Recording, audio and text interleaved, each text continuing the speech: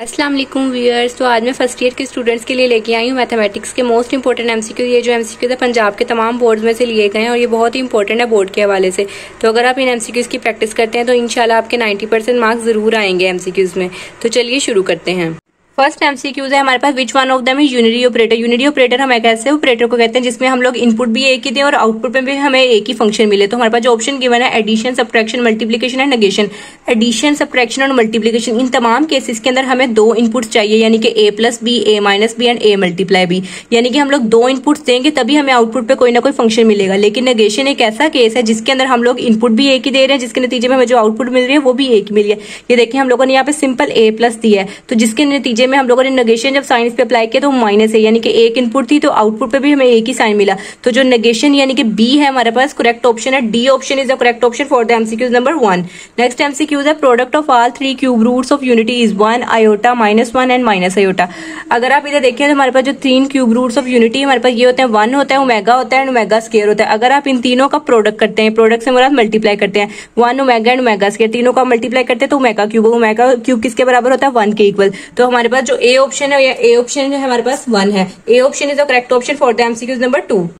Next MCQs number 3 है हमारे पास, types of rational fraction is 1 2 3 4। और रैशनल फ्रैक्शन को सॉल्व करने के हमारे पास 3 टाइप्स होती हैं। पहली टाइप होती है प्रॉपर रैशनल फ्रैक्शन, दूसरी इम्प्रॉपर रैशनल फ्रैक्शन और तीसरी होती है polynomial rational fraction. Proper fraction के अंदर हमारे पास ये होता है कि हमारे पास जो न्यूमरेटर की वैल्यू होती है वो लेस होती है डिनोमिनेटर से। इम्प्रॉपर में जो हमारे पास न्यूमरेटर और डिनोमिनेटर दोनों की वैल्यू इक्वल हो सकती है या फिर न्यूमरेटर की वैल्यू ग्रेटर भी हो सकती है। और पॉलिनोमियल में हम लोग रैशनल के तौर पर यूज कर सकते हैं। तो ये 3 टाइप्स आ गई हमारे पास types of rational fraction. So C option is the correct option for the MCQs number 3। Next MCQs number 4 है 2π/3 रेडियन इन डिग्री। हमें गिवन है फंक्शन 2π/3 रेडियन में गिवन है, हमने इसको डिग्री में कन्वर्ट करना है। हम लोग जानते हैं कि जब भी हम लोगों ने रेडियन से डिग्री में जाना होता है तो हम लोग फॉर्मुला यूज करते हैं 180/π। तो 2π/3 हमें गिवन था, इसको हम लोगों ने मल्टीप्लाई करवा देना 180/π से, क्योंकि हम लोगों ने डिग्री में कन्वर्ट करना है। पाई से कैंसिल होकर आ गया कि 2 × 180/3। 3 ने इसको कटिंग किया तो 60 आ गया, 2 को हमने 60 से मल्टीप्लाई किया तो 120 आ गया। तो हमारे पास जो ऑप्शन गिवन है उसमें डी ऑप्शन में हमें गिवन था 120। So D option is the correct option for the MCQs number 4। 5 है हमारे पास, square root s × s-1 s-p and s-c is equal to what, r delta delta s and eta. तो हम जानते हैं कि जो हमारे पास ये डेल्टा का साइन होता है ये किसके इक्वल होता है, इस सब के स्क्वायर रूट के। इनके square root s × s-1 s-p s-c ये जो होता है एरिया ऑफ ट्राइंगल को शो कर रहा होता है। तो ये फॉर्मूला हम पहले से ही जानते हैं कि डेल्टा के इक्वल होता है। तो जो बी ऑप्शन में हमारे पास डेल्टा गिवन है is the correct option for the MCQs number 5। Next MCQs number 6 है, delta over s is equal to what, r r1 r2 and r3।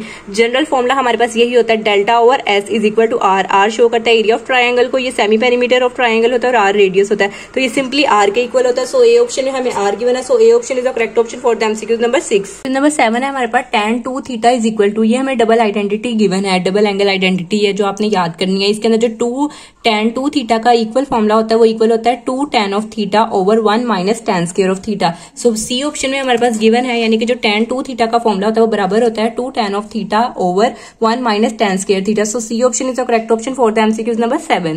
8 है हमारे पास, if cos 2 of x is equal to 0 then solution in the first quadrant 30 degree 60 45 and 15 degree. हमारे पास एक function given है cos का, और cos के अंदर जो हमें एंगल दिया जा रहा है वो 2 of x दिया जा रहा है। वो कह रहे हैं जो cos है हमारे पास फर्स्ट क्वाड्रेंट में पाया जा रहा है, फर्स्ट क्वाड्रेंट के अंदर हमारे पास जो cos होगा वो पॉजिटिव होगा। तो हम लोगों ने पॉजिटिव x एक्सिस के लिए तलाश करना है। हम लोग पहले सपोज कर लेते हैं कि x हम लोग ले रहे हैं 30 डिग्री, जो कि हमारे फर्स्ट ऑप्शन में गिवन था। अब हमारे पास जो फंक्शन गिवन था वो 2x है, तो हमने दोनों तरफ 2 को मल्टीप्लाई कर लेना। ये बन गया 2x, ये बन गया 2 × 30 इज इक्वल टू 60 डिग्री। तो क्योंकि हम लोग ऐसा cos का फंक्शन ले रहे हैं तो cos 60 जब हम लोगों ने लिया वो 0.5 भी हमारे पास फर्स्ट क्वाड्रेंट के अंदर ही लाई करता है। इसी तरह जब हम लोग 45 का करेंगे, 45 को जब हम 2 से मल्टीप्लाई करेंगे और उसके बाद cos का जब एंगल लेंगे, 45 को 2 से मल्टीप्लाई किया वो 90, तो cos 90 हमारे पास आ जाता है 0। सिमिलरली जब हम लोग 60 को 2 से मल्टीप्लाई करेंगे वो आएगा 120, और 120 का जब हम cos फंक्शन के साथ लेते हैं तो वो आता है -0.5, तो जो कि इनवैलिड है। इसी तरह 15 का डबल करेंगे तो cos ऑफ 30, जब हम लोग इसका 30 के हिसाब से cos का एंगल लेंगे तो वो √3/2 आएगा। तो ये जो तीनों ऑप्शन है वो इनकरेक्ट है, लेकिन जो 30 है वो अप्रोक्सीमेट मैच हो रहा है, क्योंकि जो इसका आंसर आता है वो 0.5 है। तो A option is the correct option for the MCQs number 8। Number 9 है हमारे पास, an angle is set to be in standard position if its vertex is 0,0 1,1 0,1 and 1,0। वो कह रहे हैं कि एक एंगल जो होता है वो अपनी स्टैंडर्ड पोजीशन में उसका वर्टेक्स कब होता है। तो हमें पता है कि स्टैंडर्ड पोजीशन के अंदर आने के लिए उसके वर्टेक्स को हमेशा हमें ओरिजिन से स्टार्ट करना होता है, और ओरिजिन का मतलब होता है कि आपने x की वैल्यू भी 0 से लेनी है और y की वैल्यू भी 0 से लेनी है। So A option is the correct option for the MCQs number 9। Next MCQs है हमारे पास, the inverse of a square matrix exist if A is symmetric, non symmetric, singular, rectangular. वो कह रहे हैं कि स्क्वायर मैट्रिक्स का इनवर्स कब एग्जिस्ट करता है। तो हम लोग जानते हैं जब हम लोग ए का डिटर्मिनेंट लेते हैं और वो 0 के इक्वल आता है तब उसका इनवर्स एग्जिस्ट नहीं करता। इसके ऑपोजिट अगर हम लोग ए का डिटर्मिनेंट ले और वो नॉट इक्वल टू 0 आ जाए, यानी कि 0 के अलावा कोई भी वैल्यू आ जाए, तब उसका इनवर्स एग्जिस्ट करता है। और जब उसका इनवर्स एग्जिस्ट करता है वो कौन से केस में करता है, वो नॉन सिंगुलर के केस में करता है। और जब हमारे पास इसका इनवर्स एग्जिस्ट ना करे तो वो सिंगुलर केस होता है। लेकिन इस केस के अंदर हमारे पास क्या आ जाएगा, नॉन सिंगुलर। नॉन सिंगुलर में क्या होता है, हमारे पास ए का डिटर्मिनेंट नॉन इक्वल टू 0 होता है और इसका इनवर्स एग्जिस्ट करता है, तो वो नॉन सिंगुलर के केस में एग्जिस्ट होता है। So B option is the correct option for the MCQ number 10। Number 11 है हमारे पास, the roots of the equation ax² + bx + c is are a complex if. हमारे पास वो एक्सटेंडेड फॉर्मूला गिवन है ax² + bx + c का। वो कह रहे हैं अगर ये जब कॉम्प्लेक्स होगा तो इस पे कौन सी कंडीशन अप्लाई होगी। अगर हम फर्स्ट कंडीशन की बात करें तो वो b² - 4ac < 0। ये जो कंडीशन है ये अप्लाई होती है कॉम्प्लेक्स के केस में, कॉम्प्लेक्स कॉन्जुगेट के केस पे। सेकंड जो कंडीशन होती है b² - 4ac > 0, ये कंडीशन अप्लाई होती है रियल एंड डिस्टिंक्ट पे। इसी तरह जब b² - 4ac बराबर होता है 0 के, वो कंडीशन अप्लाई होती है real and equal pay. Last option है बोथ b एंड c। तो अगर आप फर्स्ट कंडीशन में देखें तो ये साफ साफ हमें बता रहा है कि ये कॉम्प्लेक्स के लिए एप्लीकेबल होती है। So A option is the correct option for the MCQ number 11। MCQs है 12। Number of ways in which a set can be described as 1 2 3 4। हम लोग जानते हैं किसी भी सेट को डिस्क्राइब करने के 3 मेथड्स हो सकते हैं, set builder form, descriptive form and tabular form. तो इन तमाम फॉर्म से हम लोग सेट को डिस्क्राइब कर सकते हैं। सो 3 ऑप्शन यानी कि C option is the correct option for the MCQ number 12। Next MCQ number 13 है, the given form x² - 4 is equal to x² - 8x + 16 is card. अगर आप इसकी लेफ्ट हैंड साइड पे देखें x - 4 यानी कि a - b का होल स्क्वायर बराबर, और अगर राइट हैंड साइड पे देखें तो ये फॉर्मूला ओपन हो रहा है a² - 2ab + b। तो यानी कि एक ऐसी फॉर्म जिसके अंदर लेफ्ट और राइट हैंड साइड दोनों बराबर आ जाए वो क्या कहलाती है, identity. So D option is the correct option for the MCQ number 13। Next MCQ number 14 है हमारे पास, इस sine of x is equal to 1/2 then x is. इसके अंदर वो कह रहे हैं कि जो साइन फंक्शन है उसकी जो वैल्यू है 1/2 के बराबर कब होगी। अगर हम लोग x इसके अंदर कौन कौन से पुट कर सकते हैं।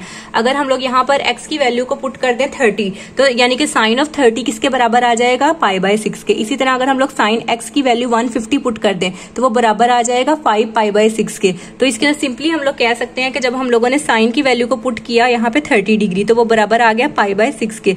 इसी तरह जब हम लोगों ने साइन 150 को पुट किया तो वो बराबर आ गया 5 π/6 के। तो जो हमारे पास ए ऑप्शन है उसके अंदर ये दोनों वैल्यूज गिवन है π/6 and 5 π/6। So A option is the correct option for the MCQ number 14।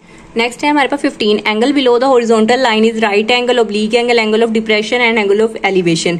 Right angle हमारे पास जिसके अंदर पूरा 90 डिग्री का एंगल बन जाए, ऑब्लिक एंगल जो 90 से 80 के 180 के दरमियान होता है, एंगल ऑफ एलिवेशन जो बढ़ा दे हमारे पास एंगल को, और एंगल ऑफ डिप्रेशन जो कम कर दे। तो वो कह रहे हैं एंगल बिलो की बात आ गई तो कम करने की बात आ रही है। इसका मतलब है कि जो सी ऑप्शन है angle of depression is the correct option for the MCQs number 15 है हमारे पास, if n² is greater than n+3 then it is true for n is equal to 0, n greater और equal to 0, n less than 1, n greater equal to 3।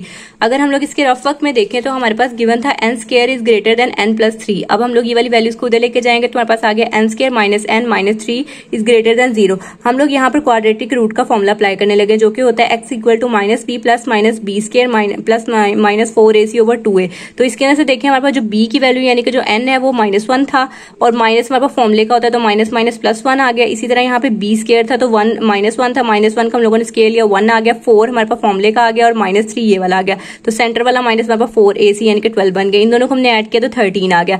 अगर हम लोग इस फॉर्मूले को सॉल्व करते हैं, जब हमने प्लस के हिसाब से सॉल्व किया तो हमारे पास n की आंसर आया 2.303, और जब हमने माइनस के हिसाब से सॉल्व किया -1.303। तो अगर हम लोग देखें जो हमारे पास जो पॉजिटिव वैल्यू है वो ज्यादा ग्रेटर है। इसका मतलब है जो इसका वैल्यू आंसर आ रहा है वो अप्रोक्सीमेट 2 के इक्वल आ रहा है, यानी कि जो n की वैल्यू है वो इक्वल टू भी हो सकती है और लेस देन इक्वल टू भी हो सकती है n के। तो इसका मतलब है जो सी ऑप्शन में हमारे पास ऑप्शन गिवन है वो करेक्ट है, क्योंकि n की जो वैल्यू है वो ग्रेटर एंड इक्वल टू 2 आ रही है। आप इस तरह से देख सकते हैं। बाकी चीजों को निगलेक्ट कर दे तो हमारे पास जो n की वैल्यू, क्योंकि ग्रेटर का साइन चल रहा था तो हमारे पास n की value 2 and greater than equal आ गई 2 के। तो C option is the correct option for the MCQ number 16।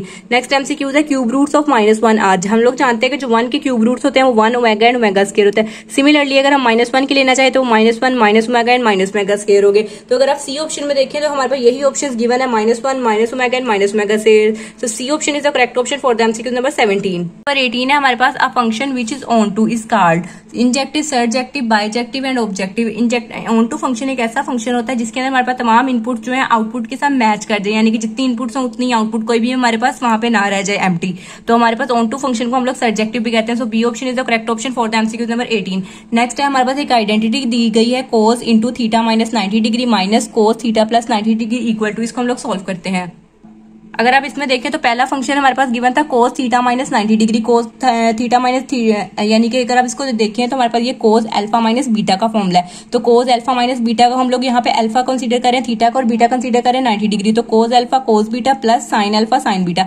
हम लोगों ने ऐसे ही सिमिलरली पुट कर लिए theta 90 cos theta as it is आगे, कोस 90 हम जानते हैं 0 के बराबर होता है, sine theta as it is sine of 90 1 के बराबर होता है। तो ये एज इट इज फंक्शन 0 हो गया, साइन ऑफ थीटा के बराबर हमारे पास साइन ऑफ थीटा आ गया क्योंकि 1 से मल्टीप्लाई होकर ऐसे ही आ गया। दूसरा फंक्शन जो हमें गिवन था वो था कोस इंटू थीटा प्लस 90 डिग्री। हम लोगों ने भी इस पे वही फॉर्मूला अप्लाई किया कि कोस अल्फा कोस बीटा, प्लस की वजह से इधर माइनस आ गया। जब हमारा माइनस होता है तो प्लस का साइन होता है, प्लस होता है तो माइनस का साइन, ऑपोजिट साइन होता है, साइन अल्फा साइन बीटा।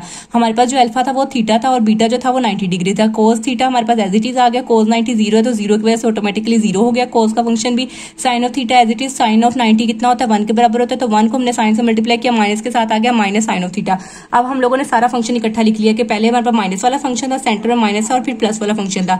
इसकी जो वैल्यू है ये फर्स्ट वाले की साइन ऑफ थीटा आई है, माइनस हमारे पास इस फॉर्मूले का और माइनस साइन इसका, माइनस माइनस प्लस होकर साइन ऑफ थीटा। तो हमारे पास जो आंसर आया वो आया 2 साइन ऑफ थीटा के बराबर। में देखें तो डी ऑप्शन है उसमें हमारे पास गिवन था 2 sine of theta. So D option is the correct option for the MCQ number 19। Next MCQ हम लोग देखते हैं, imaginary part of iota over 1 plus iota is. अब नेक्स्ट हम लोग इस वैल्यू को सोल्व करने लगे हैं। आयोटा ओवर 1 प्लस आयोटा हमें गिवन था। अब हम लोग क्या कर रहे हैं, इस फंक्शन को रैशनलाइज करें। रैशनलाइज का मतलब है जो हमारे पास नीचे डिनोमिनेटर में वैल्यू गिवन थी उससे ऑपोजिट साइन से हम लोगों ने 1 माइनस आयोटा से मल्टीप्लाई भी कर दिया, डिवाइड भी कर दिया। जब आयोटा को आयोटा से मल्टीप्लाई किया, आयोटा इंटू 1 माइनस आयोटा, नीचे हमारे पास दोनों का स्केयर बन गया यानी कि a plus B and a minus B. इन दोनों को सोल्व करेंगे तो नीचे आ जाएगा a square minus B square यानी कि iota minus iota square, 1 minus iota square. Next हमारे पास आयोटा आ गया into iota square. Iota square की वैल्यू होती है -1, हम लोगों ने दोनों जगह वैल्यूज पुट कर दी, प्लस इंटू 1।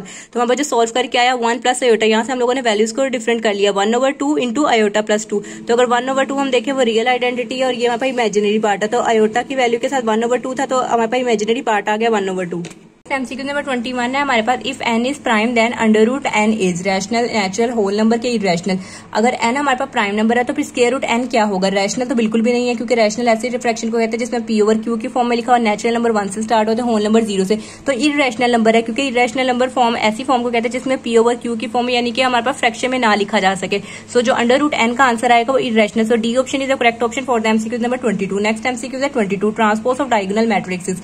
डायगोनल मैट्रिक्स से मुराद हम लोग कोई भी एक ऐसा मैट्रिक्स ले लेते हैं जिसकी एंट्रीज है 1 0 0 1। अगर हम लोग इस फर्ज कर लिया हम लोगों ने लेट ए है, तो अगर हम लोगों ने इसका ट्रांसपोज लिया, हमारे पास ये जो रो थी इसको हम लोगों ने कॉलम में लिख दिया, इस वाली रो को भी कॉलम में लिख दिया, तो हमारे पास जो रोज थी वो कॉलम में चेंज हो गई, लेकिन जो हमारे पास डायगोनल मैट्रिक्स है वो तो सेम ही आया। तो यानी कि अगर हम लोग ट्रांसपोज भी ले लेते हैं किसी भी डायगोनल मैट्रिक्स का तो दोबारा हमारे पास डायगोनल ही बन जाता है। So D option is the correct option for the MCQ number 22। 23 which symbol is use for the membership of set. अगर आप सी ऑप्शन में देखें तो आपको ई जैसा साइन नजर आ रहा है, ये जो साइन है ये यूज किया जाता है मेंबरशिप के लिए या मेंबर ऑफ, यानी कि A is the member of any element. So C option is the correct option for the MCQ number 23। 24 the sequence of 3 6 and 12 is AP HP GP and arithmetic series. हमारे पास जो sequence given है वो है 3 6 and 12। अगर हम इसमें देखें तो हमारे पास 6 को अगर हम 3 से डिवाइड करें तब भी आंसर 2 आता है, अगर हम 12 को 6 पे डिवाइड करें तब भी आंसर 2 आता है, यानी कि हमारे पास ये सेम कांस्टेंट वैल्यूज दे रहा है। तो जीपी से मुराद हमारे पास ज्योमेट्रिक प्रोग्रेशन, एक ऐसा वैल्यू एक ऐसा फंक्शन जिसके अंदर हमारे पास कांस्टेंट सेम वैल्यू है, तो वो जीपी है जो कि ज्योमेट्रिक प्रोग्रेशन है। So B option is the correct option for the MCQ number 24।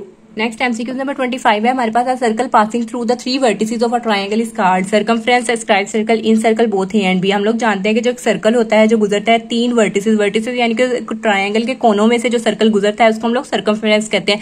Circumference यानी कि उसकी बाउंड्री में। सो ये option is the correct option for the MCQ number 25। Next है the domain of cos x is. Domain find करनी है हम लोगों ने कोज एक्स की। डोमेन हम एक ऐसे फंक्शन को कहते हैं, एक ऐसा फंक्शन जिसके अंदर किसी भी सेट की तमाम इनपुट वैल्यूज जो है उस फंक्शन के लिए सेटिस्फाइड हो जाए। तो जो कोज ऑफ एक्स का फंक्शन है वो रियल नंबर के लिए उसकी तमाम जो आइडेंटिटीज हैं उसकी जो वैल्यूज हैं वो सेटिस्फाइड हो जाती हैं। कोज के फंक्शन के लिए रियल फंक्शन जो होता है मुकम्मल तौर पे सेटिस्फाइड होता है। So C option is the correct option for the MCQ number 26। Next MCQ number 27 है, if n is equal to 1 then value of n into n minus 1। अगर हमें n की वैल्यू गिवन है 1 और हमारे पास फंक्शन गिवन है n into n minus 1, जहां जहां पे n गिवन है हम लोगों ने 1 की वैल्यू पुट कर दी, n 1 आ गया, n माइनस 1 माइनस 1 0, 0 को इंटू 1 से किया तो 0। तो ए ऑप्शन में हमारे पास 0 गिवन है, तो हमारे पास ए ऑप्शन यानी कि is the correct option for the MCQ number 27। Next MCQ है, if a is equal to x 1 1 and 1, यानी कि हमारे पास x का जो एक सेट है गिवन है, इसका डिटर्मिनेंट जो है वो 1 के बराबर और x की वैल्यू को आपने फाइंड करना है। फर्स्ट कर लिया आपने, ये a लिया है, इसका डिटर्मिनेंट हमारे पास गिवन था x 1 1 and 1। इसका हम लोगों ने डिटर्मिनेंट को जब खोला तो x को 1 से किया x आ गया, 1 को 1 से किया 1 आ गया, माइनस हमारे पास सेंटर फॉर्म लेगा x माइनस 1। अब a डिटर्मिनेंट की वैल्यू हमारे पास फिक्स थी जो कि 1 के बराबर थी, यहाँ पर हम लोगों ने 1 पुट कर लिया। अब ये वाला माइनस इधर चला गया तो 1 प्लस 1, x की वैल्यू आ गई 1 plus 1 which is equal to 2। तो सी ऑप्शन में हमारे पास 2 गिवन था, तो C option is the correct option for the MCQ number 28।